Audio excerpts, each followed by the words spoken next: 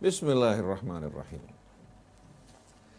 Apabila kita bicara tanpa dasar ilmu, maka pembicaraan kita, begitu pula penilaian kita pasti akan keluar dari kebenaran. Dan Allah Subhanahu wa taala telah mengingatkan kita agar tidak berbicara atas dasar ilmu. Wala taqfu ma laysa laka bihi ilmun innas sam'a wal basara wal fuada kullu ulaika kana anhu mas'ula. Jangan sekali-kali kamu mengikuti sesuatu tanpa dasar ilmu. Ilmu merupakan hal yang pasti kebenarannya, yang jelas dan gamblang. Bukan berdasarkan dugaan atau berdasarkan berita-berita yang kita dengar, tapi berdasarkan fakta-fakta yang kita lihat dan kita buktikan kebenarannya. Oleh karena itu Allah lanjutkan, innas sam'a wal basara wal fuada kullu ulaika kana anhu mas'ula. Sesungguhnya pendengaran yang Allah berikan untuk kita, penglihatan kita, akal fikiran kita, semua ini kelak akan diminta pertanggungjawabannya di hadapan Allah Subhanahu wa taala. Jadi kalau kita mendengar kata orang menurut pendapat fulan atau pendapat kelompok fulan, lalu kita mengambil kesimpulan memvonis satu kaum, akan beresiko amat berat di hari kemudian nanti. Kalau orang memang, kalau seseorang mengatakan bahwa Syiah itu sesat, kenapa banyak tokoh-tokoh Syiah terdapat dalam rawi-rawi Imam Bukhari maupun rawi-rawi Imam Muslim? Ini merupakan dua buku yang dianggap merupakan buku yang paling sahih di kalangan ahlu sunnah. Kenapa terdapat sekian banyak rawi-rawi Syiah terdapat dalam kedua as-sahihain tersebut? Kemudian pendapat ulama-ulama terdahulu tidak seperti yang kita dengarkan dari berbagai macam fitnah dan serangan yang mereka sebarluaskan. Oleh karena itu kita tidak ingin membicarakan Islam dan umat Islam atas dasar kelompok Syiah maupun Sunnah. Tapi kelompok Syiah maupun Sunnah kita hadapkan di hadapan tolak ukur yang Allah berikan untuk kita, Al-Quran. Kemudian bagaimana kehidupan Rasul dan pribadinya. Kalau orang-orang yang mengaku sebagai orang Syiah bertentangan dengan Al-Quran, tidak sesuai dengan petunjuknya dan sunnah-sunnah Rasul yang disepakati, kita katakan mereka sesat. Jadi kalau orang Syiah mengatakan Quran yang ada saat ini kurang, kita katakan bahwa ini merupakan pernyataan yang sesat. Kalau ada orang Syiah mengatakan bahwa seharusnya wahyu turun pada Ali bukan pada Nabi Muhammad, ini pernyataan yang sesat keluar dari mulut seorang kafir, bukan dari mulut orang yang beriman. Tapi pertanyaannya, apakah benar semua orang Syiah berpendapat seperti itu? Jawabannya tidak. Tidak semua orang Syiah mempunyai pandangan seperti itu. Kalau sebagian mengatakan bahwa Quran kurang, beberapa mufassir yang cukup terkemuka dari kalangan Syiah seperti At-Tusi dengan bukunya At-Tibyan, kemudian juga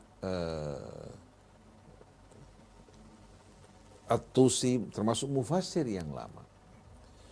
Kemudian kita temukan juga di samping At-Tibyan Lit-Tusi tafsir-tafsir yang terkemuka saat ini seperti Al-Kashif yang ditulis oleh Jawad Mughniya, kemudian Al-Amthal yang ditulis oleh Nasir Makarim Syirazi, begitu pula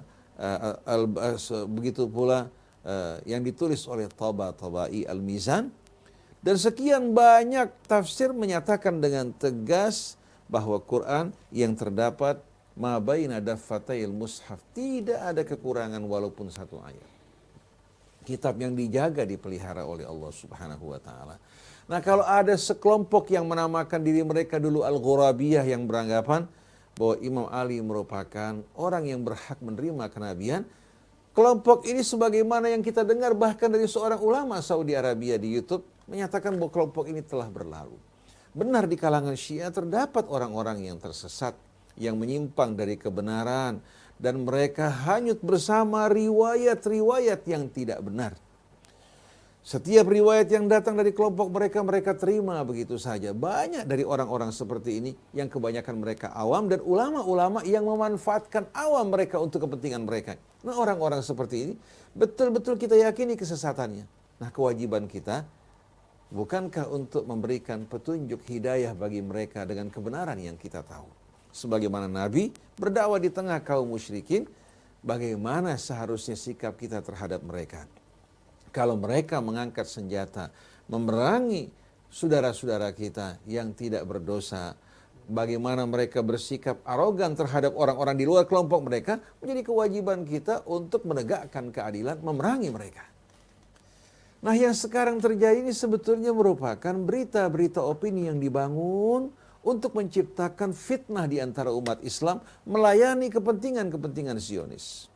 Oleh karena itu, kita juga harus memahami bukan hanya di kalangan Syiah banyak kelompok-kelompok yang tersesat dan menyimpang. Di kalangan Ahlus Sunnah juga banyak kelompok-kelompok yang tersesat dan menyimpang. Yang mudah menghalalkan darah orang, membunuh saudaranya, menciptakan fitnah, kerusuhan, petaka. Di dalam dua kelompok ini ada orang-orang yang soleh, ada pula orang-orang yang tersesat. Oleh karena itu, saya tidak ingin berbicara tentang Islam atas dasar Syiah dan Sunnah. Dua nama ini muncul setelah wafatnya Nabi kita Muhammad SAW. Saya tidak mengakui keduanya. Yang saya tahu adalah nama Islam yang Allah ridhai bagi kita dan telah disempurnakannya. Al-yawma akmaltu lakum dinakum wa atmamtu alaikum ni'mati wa raditu lakumul Islam madina. Kemudian para ahlul bait dari keluarga Rasul yang mengingatkan kita agar berhati-hati menerima riwayat dari mereka. Mereka mengatakan, idza rawaitum an Rasulillahi wa anna, kalau kalian mendengar riwayat dari Rasulullah maupun dari kami, pertama-tama fa'riduhu ala kitabillah, cocokkan di hadapan kitab Allah. Itu perintah dari mereka. Karena mereka tahu akan banyak orang-orang yang berdusta di bawah mereka nanti mengatasnamakan mereka. Kalau pada masa hidup mereka ada orang-orang yang berkhianat, tega membunuh mereka, bekerja sama dengan penguasa yang zalim, apalagi setelah jauh jaraknya dari mereka. Terkadang musuh yang paling mengerikan yang ada dalam barisan kita yang menyebarkan kebohongan dan palsu. Jadi cocokkan di hadapan kitab Allah, fama wafaqahu fakhudhu, yang cocok ambil, wa ma khalafahu fatruku, yang tidak cocok kalian buang jauh-jauh. Begitu pula hari ini sekalian dalam hadis sahih Muslim, Rasulullah mengingatkan kita pada masa hidupnya untuk tidak menulis hadis tapi fokus perhatian kita pada Al-Quran. Karena hadis susah untuk dikoreksi kebenarannya. Beda dengan Al-Quran, begitu turun langsung ditulis atas perintah Nabi kita Muhammad SAW dan dikumpulkan. Serta dijamin kebenarannya oleh Allah. Inna nahnu nazzalna dzikra wa inna lahu lahafidun. Oleh karena itu, kalau sebahagian orang ingin mengkafirkan Syiah, silahkan. Tapi tanggung jawab sih di hadapan Allah. Begitu pula kalau sebahagian Syiah mau mengkafirkan Sunnah, itu urusan mereka, bukan tanggung jawab kita.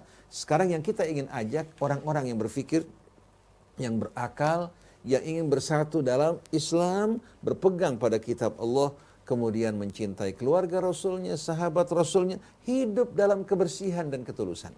Adapun kelompok-kelompok yang bertikai ingin saling mengkafirkan, kita bercuci tangan dari mereka. Baik dari Syiahnya, dari orang yang mengaku sunnahnya, kita bercuci tangan dari mereka.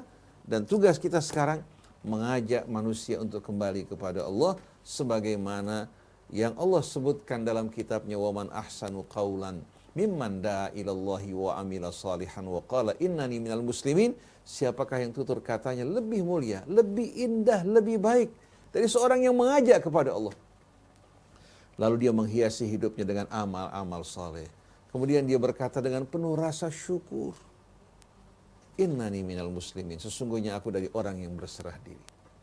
Ini hari ini sekalian merupakan pegangan kita. Dan ini merupakan dakwah kita mengajak orang kepada Allah, bukan kepada kelompok manapun. Oleh karena itu, setiap yang kita sampaikan betul-betul dengan mengharap umat kembali bersatu dalam Islam. Kalau ada sebagian orang mengatakan, Ustadz Hussein bukan lagi mengajak pada Islam yang satu karena suka menyerang Saudi Arabia. Saya mengatakan, Saudi Arabia ini menumpahkan darah orang yang tidak berdosa di Yaman. Apa yang dilakukan? Kalian diamkan. Lalu saya mengeritik kezaliman mereka, kalian katakan bahwasannya saya orang-orang yang sentimen terhadap Saudi Arabia dan bukan mengajak pada Islam yang satu. Mengajak pada Islam yang satu bukan berarti menerima kezaliman Saudi atau kezaliman Iran. Bukan berarti menerima kezaliman Syiah atau kezaliman Sunnah. Kezaliman dari manapun dia berasal, walaupun dalam lingkungan kita, mesti kita ingkari. dan keadilan wajib untuk kita tegakkan. Bahkan seandainya berasal dari orang di luar Islam, kebenaran mereka kita harus akui. Kezaliman dari kita harus kita ingkari. Oleh karena itu Islam yang satu bukan berarti mengumpulkan semua kelompok Islam dalam kebatilan, tapi mengajak kembali ke dalam nilai-nilai Islam yang lurus dan meluruskan, yang suci dan mensucikan, bukan lagi demi kepentingan kelompok manapun atau ego sekte manapun, tapi kembali kepada Allah. Inna salati wa nusuki wa mahyaya wa mamati lillahi rabbil alamin la syarika lahu wa bidzalika umirtu wa ana awwalul muslimin. Adapun orang menuntut dari kita untuk mengeluarkan fatwa mengkafirkan Syiah dengan alasan agar umat betul-betul apa? Hidup dalam kebersihan. Kita bertanya, katakan tidak ada Syiah. Kira-kira apakah Ahlus Sunnah sesuai dengan namanya mengikuti sunnah Rasulullah SAW? Syaitan tidak pernah tidur. Syaitan tidak pernah beristirahat. Jangankan kita, anak kakek kita Adam, Habil dan Qabil, yang satu membunuh saudaranya hanya disebabkan rasa dengki. Rasa dengki, sentimen, berkelompok, bergolongan, dan cinta terhadap dunia ini akan terus berkembang di tengah-tengah kita. Jadi jangan kita beranggapan sebab terjadinya fitnah hanya adanya Syiah. Katakan Syiah tidak ada, yang ada hanya orang yang menamakan sebagai Ahlus Sunnah, syaitan tetap akan mengadu domba mereka. Oleh karena itu yang terpenting bukan kita menghilangkan kelompok A atau kelompok B, tapi mengajak yang sadar dari mereka untuk kembali kepada kebenaran. Itu yang kita inginkan. Adapun mereka yang menolak, mereka yang tetap ingkar, mereka yang tetap menyebarkan fitnah, permusuhan, kebencian, mengatasnamakan Islam, itu bukan tanggung jawab kita. Kita serahkan mereka kepada Allah, akan ada hari kiamat dan hari hisab yang menghisab mereka, yang kita harapkan agar kita tidak bergabung bersama mereka, tapi bergabung dengan orang yang mengikuti Rasul, yang berpegang kepada kitab sucinya, yang jiwanya bersih dari kebencian, permusuhan terhadap kelompok manapun, tapi mengajak umat untuk kembali kepada kebenaran. Wallahu a'lam.